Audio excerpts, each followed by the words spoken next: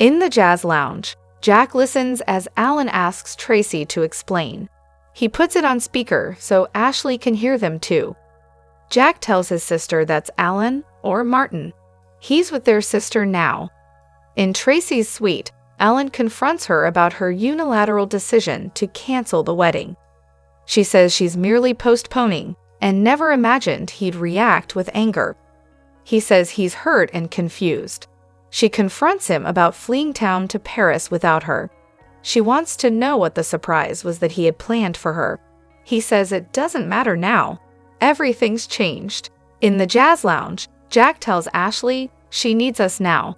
They take off up the stairs toward Traci's suite. In Traci's suite, Alan asks why her hand is in her pocket. Is she hiding something? Traci gets upset that their conversation has spiraled. She wants them to be on the same side. He thinks she was frightened of him when he arrived. She denies it. She's frightened now because he's so upset so quickly. He fumes. It's ruined. He never should have come back. Traci says it breaks her heart to hear him say that. She asks him to leave before they say something they regret. Alan apologizes for acting like an ass, but something has changed. He could see it in her eyes. It was not the look of a woman in love. Traci asks how she could look at him any other way. Alan says something must have happened. He urges her to be honest. I'll tell you anything you want to know. Just then, Jack knocks and calls out. Alan frowns and turns on Traci. Is that your phone you're holding? Did you signal Jack to save you? Traci exclaims. Why would I signal Jack to save me? Save me from what? She walks past Alan to open the door. Traci cries as Jack walks in, saying someone really wanted to see her. Ashley hugs Traci as Jack walks over to tell Alan his sister missed him while he was away. Ashley greets Alan and congratulates him on the wedding news. He says that may be premature. Phyllis arrives at Crimson Lights and finds Summer sitting alone. They discuss Harrison, and then Phyllis senses something is going on. Summer evades by asking about her case. Is there any news? Phyllis says there are ideas and theories, but nothing concrete that the police can move on. There are no answers, but definitely a lot of questions. Phyllis brings her up to date on the latest theory about Alan. Summers met him at the Abbott house and can't believe that nice guy could be responsible for all this. She knows about the twin brother, which irks Phyllis because she didn't tell her. Summer still can't understand what it has to do with Sharon and Phyllis. Her mother explains that they think the twin brother may not be dead at all. Alan may have died, and Martin has been pretending to be Alan all this time. Summer gawps. The person who abducted her and tortured her was living in the same house as her son. Summer freaks out as Phyllis tries to reassure her, and then apologizes for making it about herself. Phyllis tells her Alan is out of the country and won't be back because he'll find out they're onto him. Neither of them understand why he did it, but Phyllis vows to look him in the eye and make him talk. Summer worries that Traci is in a lot of danger. Phyllis has faith in Chance. She asks about their relationship, but Summer tries to evade the subject. Phyllis becomes more convinced something is happening. Summer sighs. She tells her mom that Chance made it pretty clear things are done between them. Phyllis recaps the drama and stress Summer and Chance have had between Daniel's case and hers. They never got to be a normal couple. Summer thought there was still hope for them, but Chance realized she's not completely over Kyle. Phyllis finds this amusing, but Summer explains Chance has noticed that she resents Claire being around all the time. Phyllis can understand that. Those are normal emotions. Summer questions, is that all that it is? I don't know. She can't ask Chance to wait around while she figures out her feelings for another person. How did I let everything get so messy? Phyllis gawps. Oh no, you're not going to try and make a play for Kyle, are you? At Sharon's place, she tells Nick she's trying to remember if she said anything about Phyllis during her hypnosis sessions. Nick's sure she didn't, and even if she did, it wouldn't be a reason to lock them up together. Sharon worries that Traci must be spiraling right now. Nick points out that they don't know if it's Alan or Martin, only that the woman he's engaged to thinks he's guilty. That's enough for him. Sharon talks about the voice taunting them. It felt personal. Why us? Nick is more and more convinced it's Alan. Sharon and Nick continue to go over it. Sharon marvels that Alan helped her to clear her name and kept her out of prison, only to become her jailer? I trusted him. Nick points out that they all did, Chance included. Nothing about him seemed off. A knock comes at the door. It's Chance with news that couldn't wait. Chance reveals that they found a video monitor set up in the farmhouse. It was connected to the room in the clinic that Sharon and Phyllis were in. Sharon realizes he was never in the same building. When they were dying, he never intended to step in. Chance says they also found their phones. Nick asks if he's any closer to determining who was using it as a base camp. Chance says they're examining fingerprints. They're close. Nick asks what the next move is. Chance will get Martin's fingerprints from an arrest in Paris years ago. Suddenly, Chance gets a text from Jack that Alan is back. He tells him he has to follow a lead and exits. Sharon recaps that they're getting closer to the end of this nightmare. Nick says the monster who did this needs to be found and face real justice. Sharon's out of patience and energy. She's being worn down by these past few months. They have to find the guilty party and put him in a cell. This has to be the end of it. Nick admires Sharon's fighting spirit. He's forever impressed by her strength. Sharon feels she hasn't had much choice, but tells Nick it means a lot that he sees her that way. Nick will never stop believing in her. They need Chance to make a connection to Alan and to speak to the man very soon. In Traci's room, Jack asks Alan why congratulations would be premature.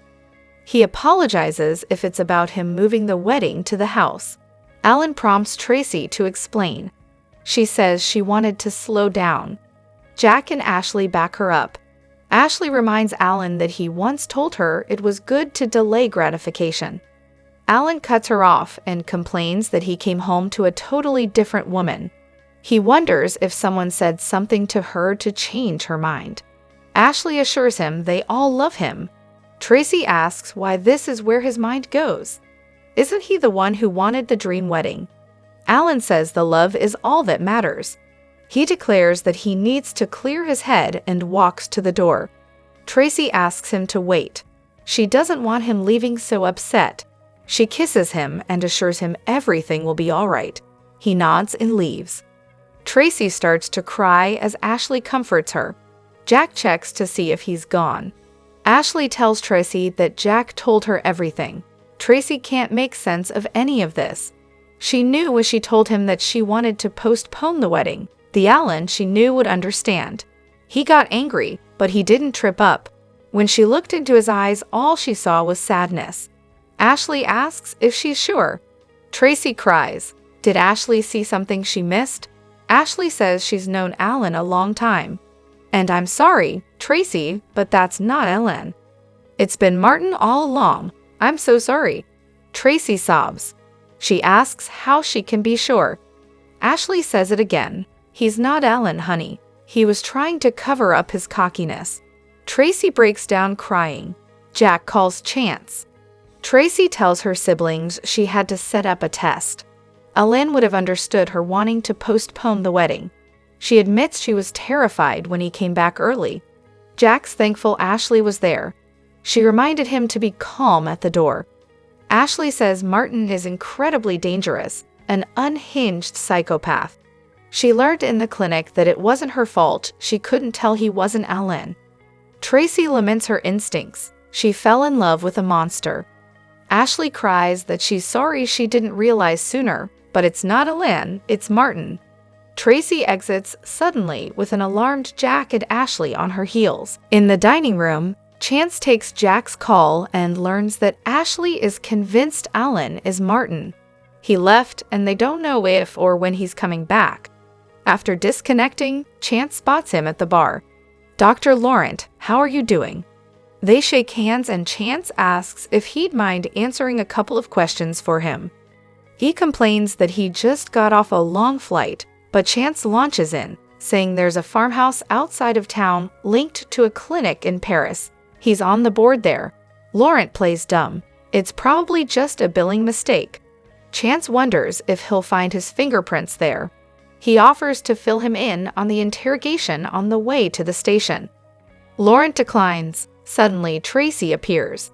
If you ever felt anything for me, you tell me who you are, right now. Hello everyone. Welcome back to my channel, Pulse Canvas. It's me, Julie here. I hope everyone is having a wonderful day.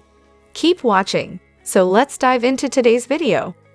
The Young and the Restless spoilers reveal that fans are pretty upset that Traci Abbott is having her heart ripped out once again. However, there could be a silver lining with the Martin Laurent story. Fans already suspect that Martin impersonated Alan Laurent. Going a step further, could Alan actually be alive?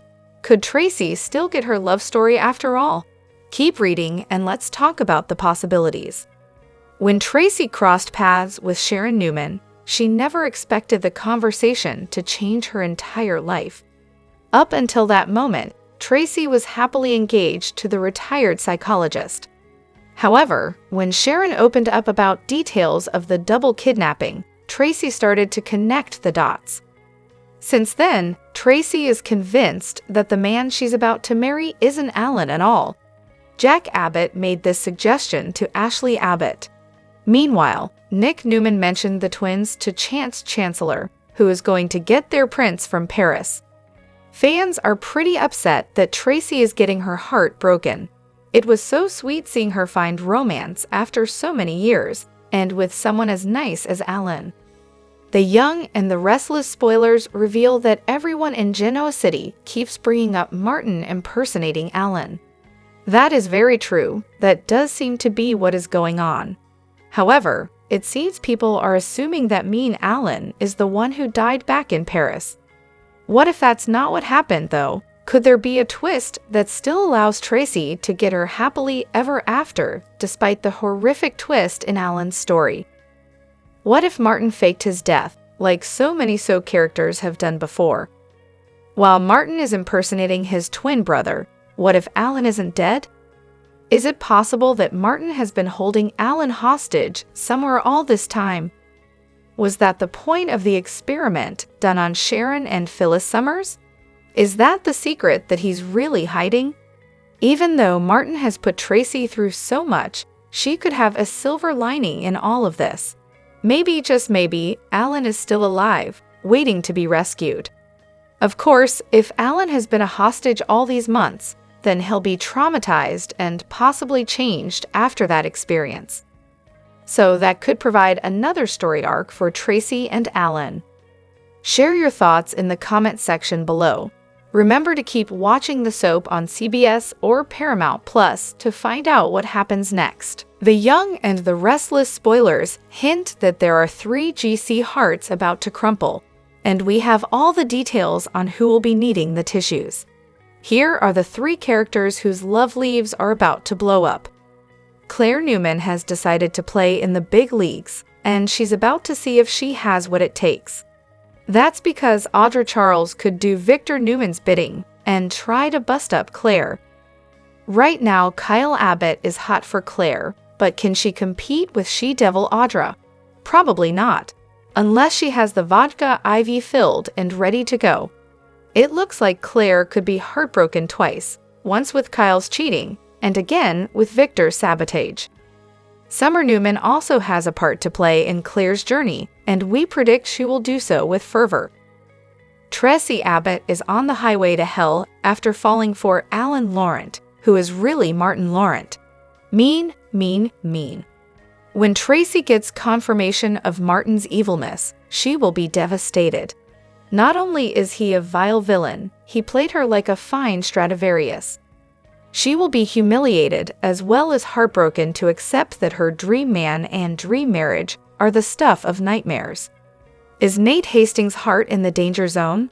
He won't approve of Audra's involvement with Victor, but she's desperate to be given a job and a spot in corporate life once again.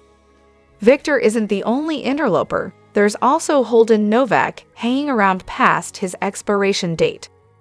We predict that flirty Holden and Audra could cross the line, which means that Maneater Audra is working overtime. Exciting the Young and the Restless spoilers tease that several characters encounter romantic twists ahead, and you don't want to miss a single minute of the red-hot action.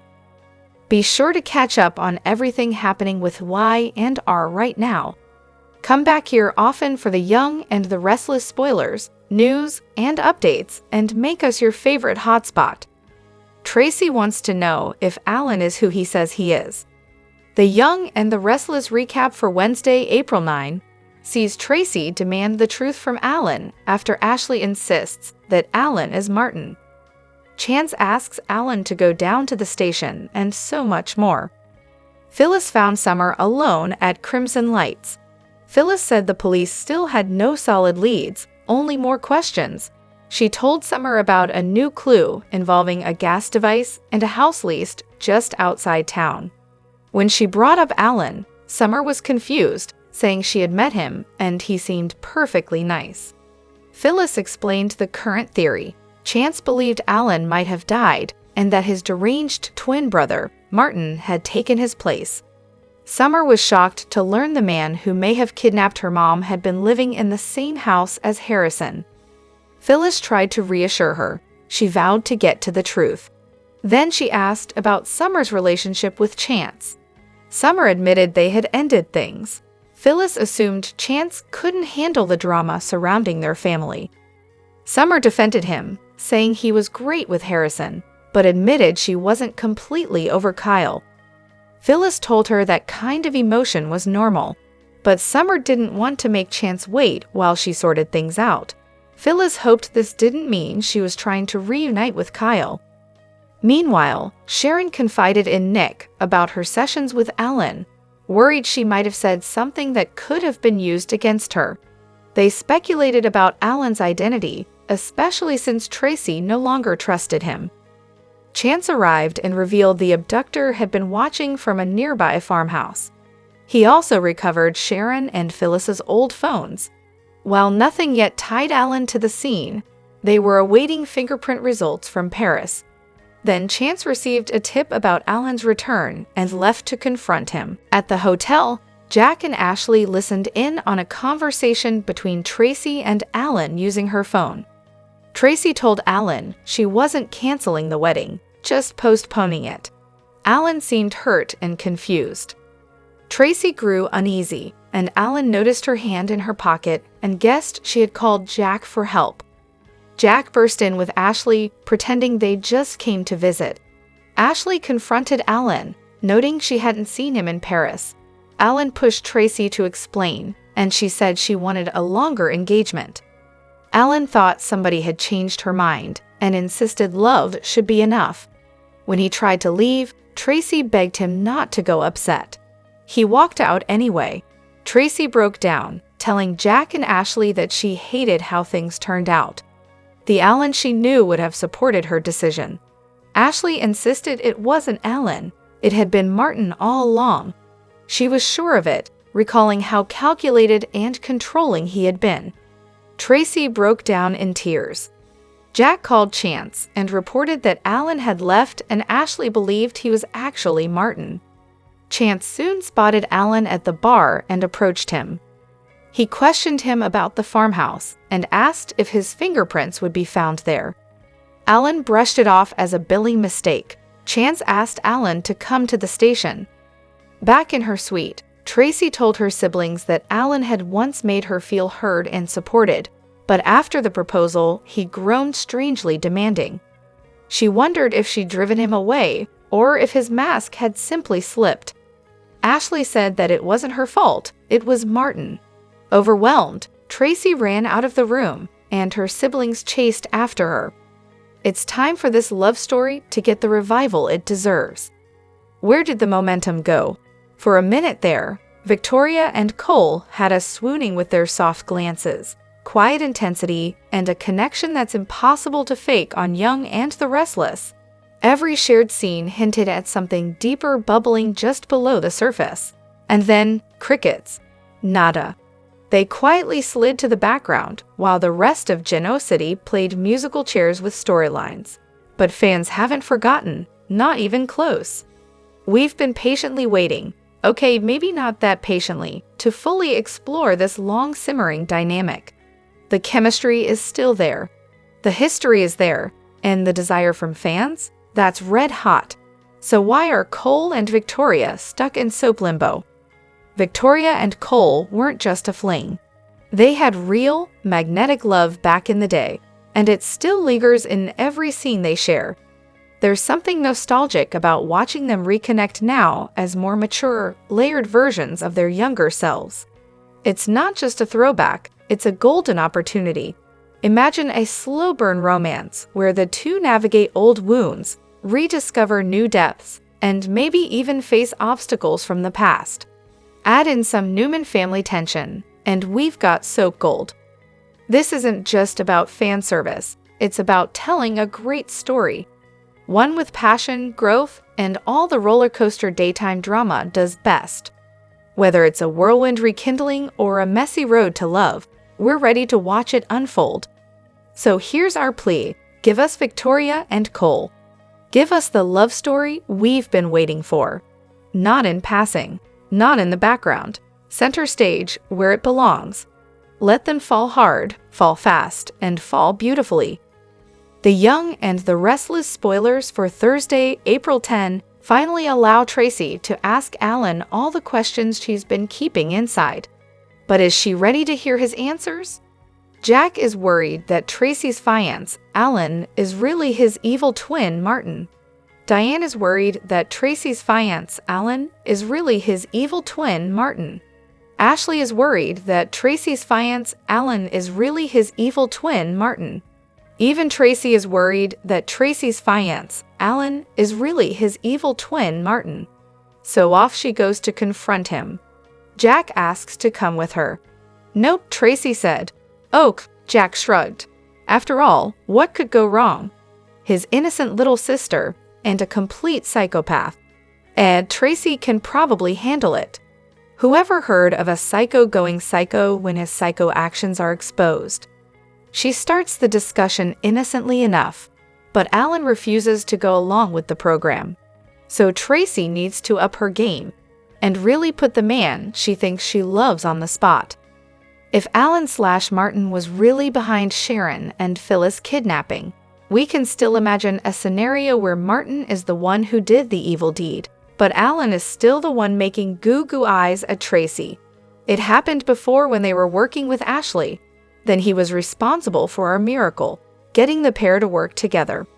They still hate each other, but just like when they were being held prisoner, they realized they needed each other to solve this mystery. So while Traci does her part, they do theirs, and with Phyllis on the case, it may well take a psycho to catch a psycho. Don Diamond recounted a story about the time when Morrow messed with the photographs in his dressing room and showed how he paid his friend back. Some of Bill's actions on the bold and the beautiful seem like pranks at first. He made everyone think he was in love with Sheila, but it was all a ruse to get her to confess her crimes. He later not only had the murderous Luna transferred from prison to house arrest at his mansion, but also got her pardoned somehow. In both cases, no one believed he was on the level, but he was. Don Diamond recently revealed some good-natured real-world pranks that he and a fellow soap star engage in that don't have quite the ramifications of Bill's actions. Diamond took to Instagram to share a photo of him standing in a room with a framed pic of a younger, shirtless version of himself on the wall. He hilariously explained, "So here's the story for all of you bold and beautifulps and young and dressless fans. After Joshua Morrower's son, Cruge Morrow, was cast to play my son on B&B, I walked into my dressing room one morning to find that a family picture had been removed from a frame and replaced with an 8x10 of Josh. He remarked that Morrow was very proud of his prank and that he kept the pic because I love Josh and let's face it, he looks up to me as Daddy. I'm more than happy to have his framed 8x10 in my room. I know it means a lot to him. He further explained that when the young and the restless Joshua Morrow was taping scenes once, he snuck into the actor's dressing room and hung a photo of himself on the wall. Diamond explained that he took a poster that I used to sign at autograph appearances in the 90s, framed it, and hung it in Josh's room while he was on set. He hilariously autographed it with, "Josh, I'm so glad I could find this vintage Don Diamond poster that you've been asking for. Enjoy. Love, Don." The Y&R star found it hysterical and told Diamond, "Brilliant, you win." Diamond added, "Boys will be boys." His second pick was as he described, and the third was a video of him panning Morrow's dressing room as he remarked about all the sports memorabilia and wall hangings, remarking that the prints were of all the greatest of all time. He then stopped on his own photo and hysterically remarked, "ODD." Co-star Romy Park responded with, "Ong," while Lai and R's Lauralee Bell remarked with emojis. One fan recognized the pic and reacted, "What? Is that the Abbott Pool boy in that pic?" Lai and R star Zalika Silver is ready for Audra to return to her bad side. Zalika Silver's character, Audra, has undergone many transformations on The Young and the Restless. She's went from an ambitious businesswoman to a vulnerable heroine who can't find a job. While it's been refreshing to see Audra's softer side, it might not last long. When Audra arrived in Genoa City, she was an ambitious woman looking to make a name for herself. She quickly became a prominent player in the business wars between Newman, Chancellor, and Winters. Audra proved she'd do anything to move up the corporate ladder, including backstabbing her bosses. However, she got a dose of karma thanks to her ex-lover Kyle. Kyle betrayed Audra by getting her fired from Glissade. The experience was upsetting and humbling for Audra, who has since become a kinder person. But she might be returning to her vixen side. One person who is looking forward to the return of the old Audra is Silver. On X, the actress reposted this week's preview with Victor offering Audra the opportunity to get even with Kyle. "Audra's been good for too long. What are your predictions?" Silver wrote. Fans were torn on whether they wanted to see good or bad Audra. "Audra is going to start raising some hell," wrote one follower. "Love devious Audra," declared one user. "Audra returning to being a villain is good television," one fan wrote. However, some comments were in favor of Audra staying a good girl. "Audra, no girl, say no to Victor and stay true to Nate," begged one fan. "I think Audra has evolved past this, no matter how enticing the job offer is," another follower wrote. "Audra will have a big decision to make when Victor makes her an offer. Will it be one she can't refuse, or will it be one she'll regret taking? The walls are finally closing in, and secrets buried in the shadows are erupting into the light." In a shocking twist no one saw coming, The Young and the Restless just delivered a storyline bombshell that could change everything. Ashley Abbott has uncovered a horrifying truth, and it leads straight to Martin and the missing Alan. Yes, you read that right. Alan is alive, and Martin has been hiding him away in an abandoned hospital.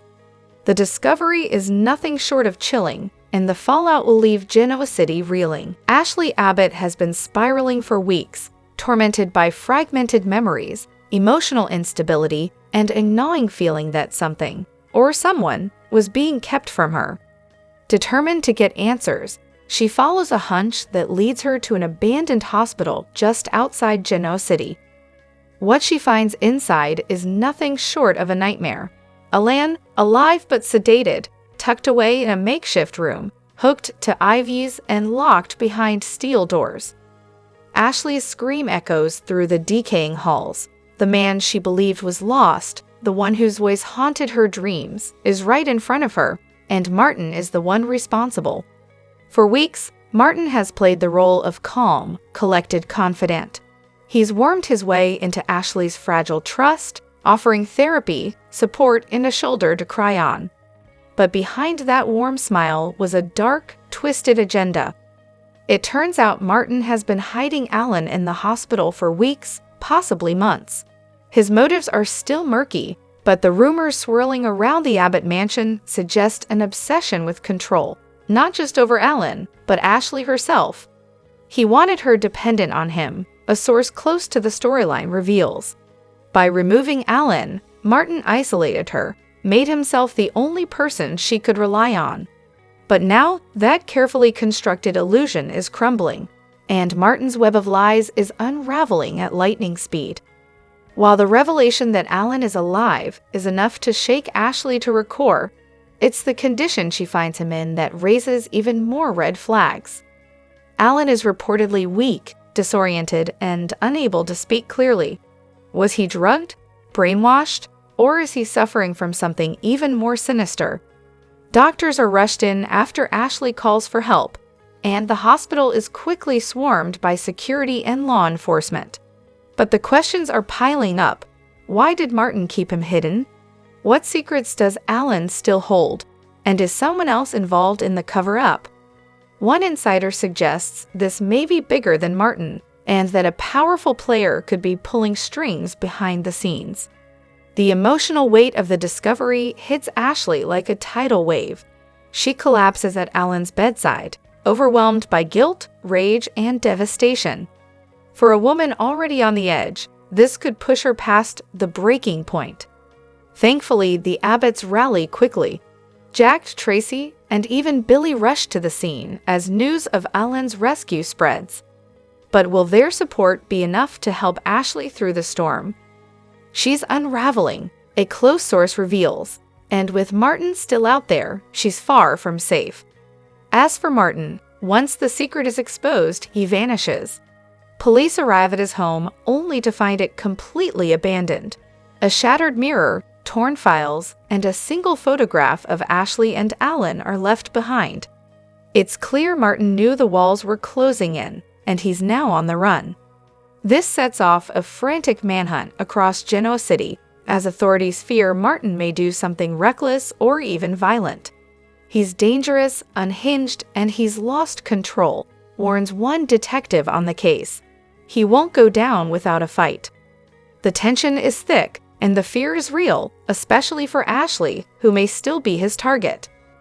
With Alan rescued and Martin exposed, the next 2 weeks promise to be some of the most explosive in my and our history. Will Alan recover enough to share what really happened to him, and why? Can Ashley begin to heal from the trauma, or will this push her into a deeper breakdown? Is Martin working alone, or is a shadowy figure still pulling the strings? And what secrets will Alan reveal that could shake Genoa City's elite? One thing's for certain, the young and the restless is about to enter a whole new era of high-stakes drama. The twisted tale of Ashley, Martin, and Alan has just reached its boiling point, but the fire is only beginning to burn. With betrayal, madness, and a long-hidden prisoner brought to light, Genoa City will never be the same again.